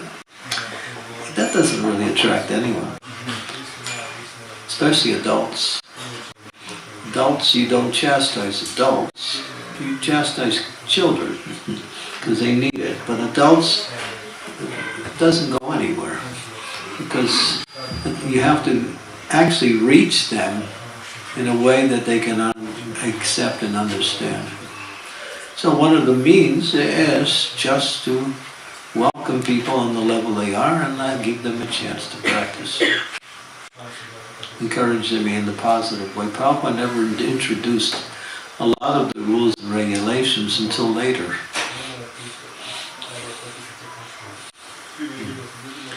So yeah, that's preaching. That's one form of preaching. One time I was at one Sangha, it was a seminar program in Canada, near Montreal, and a large group of devotees. And we decided to think of how many different ways we could preach. So that became the discussion. And we came up with 44 different ways you can preach. Such as writing articles, going on, doing videos, passing out prasadam. So there's so many ways. All of it is outreach. How can we reach out and bring someone closer by some activity we're performing? That's preaching. That's the real definition. The streamlined definition means to sit and give a lecture or speak something philosophical. We give that the title preaching, but that's that's too exclusive. That's not really the full definition. Is that all right? Yes, thank you so much. You can challenge it. I respect your challenging. Is that okay? Yes, Buddha Bhavana Prabhu. Say hello. How, we still have 12 minutes? You know the story in India. One man, he goes to the counter. When's the plane coming? They'll be here in 20 minutes. He comes back in 20 minutes. The guy said, I told you, 20 minutes. That's India. Hare Krishna Maharaj. So thank you for the class. In relation to some comments you made about preaching, we see that sometimes different preaching initiatives are going on, and they're having various effects in terms of how many people they reach and so on. And we also see that sometimes some of the individuals involved in the preaching or leading into the preaching, or who are doing the preaching, they may or may not always be behaving in, let's say, such a cooperative way. Right? So let's say I'm leading a preaching, but while I'm leading this preaching, I'm also undermining the other preaching that's going on. So sometimes like that. So that's still the preaching that's being done, it's reaching out to significant numbers of people, etc. It's not really having any effect. Krishna won't accept that. If you're trying to undermine somebody else and call it you're doing the best, and it's just false pride, or it's actually envy, and it can't be accepted as devotional service. No. So then how do we understand the fact that some people are still hearing about Krishna consciousness, philosophy and so on? So how do we understand that? Unless he changes. So if we're going to undermine that, we're actually going against Krishna. Thank you, Maharaj. Yeah, it's a wrong attitude.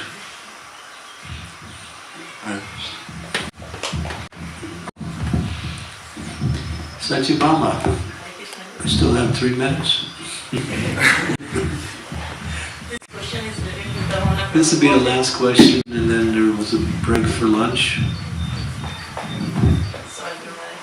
Just wanted to ask related to what Buddha Bhavana Prabhu has asked. What if someone else have that attitude towards you?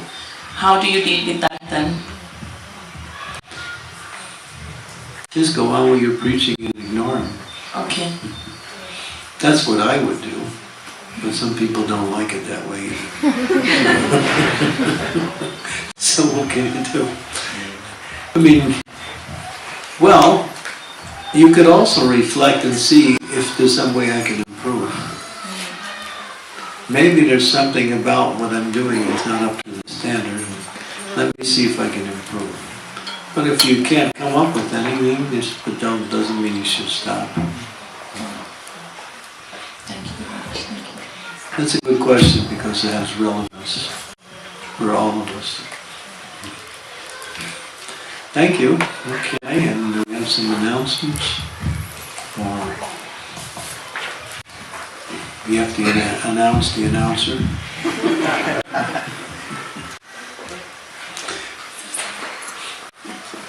Hare Krishna.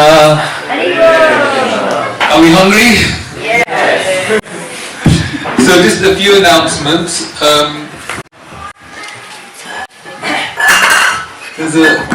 There's a little challenge that's being asked of everyone.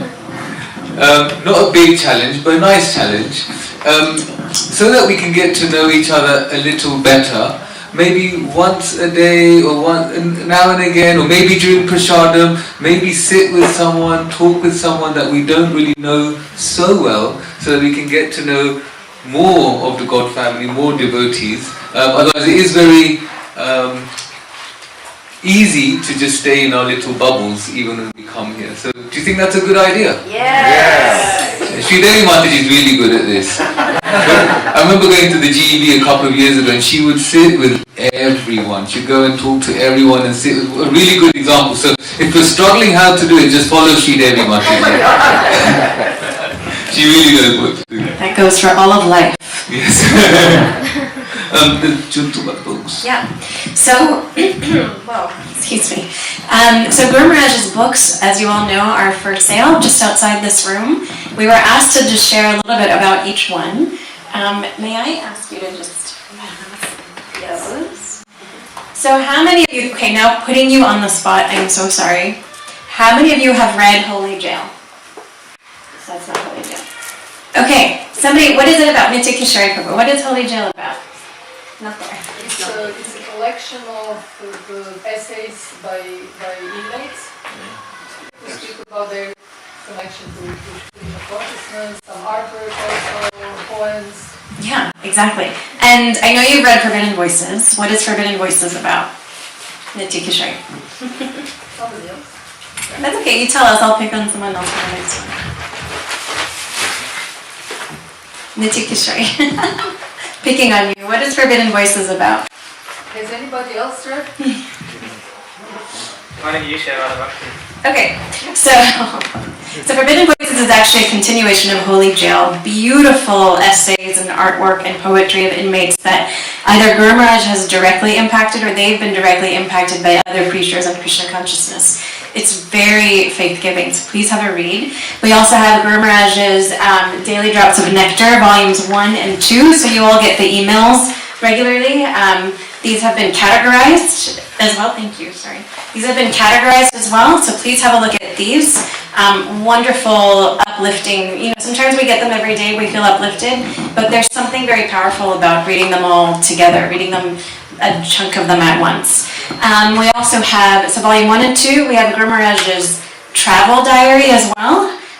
This beautiful big one over here, this is Europe and India.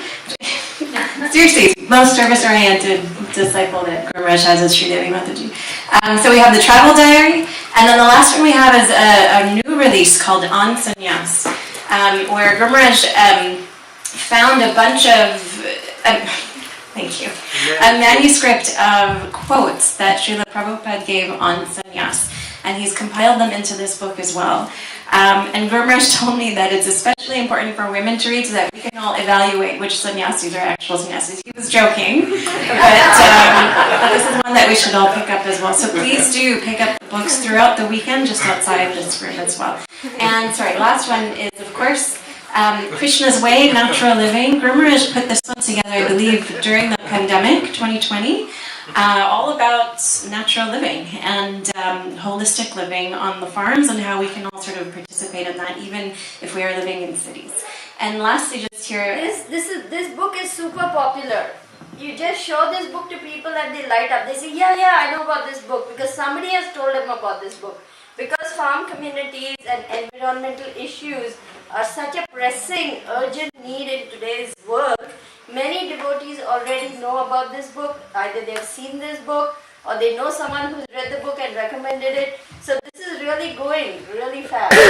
So if you want to distribute these books also, we can give you more. Thank you. And then lastly, as Prabhu mentioned earlier, these are the little cards that Narsingha Leela Mataji is going to give each of us as we exit the temple room today, right now. When you meet someone that you've just met, or you really felt like you connected to someone, because we haven't had a lot of time to do some get-to-know-you activities, feel free to use this card to write them a note. We have several of them throughout the weekend, so that people can leave with a little note from you, just to be as personal as possible with new and not so new devotees that you've known for some time. Okay? Explain that again, please. This is a card you can use to write notes to people that you are either meeting for the first time or that you just bonded with that you would like to stay connected to. Sorry if that wasn't clear. Thank you. So quick other couple of things.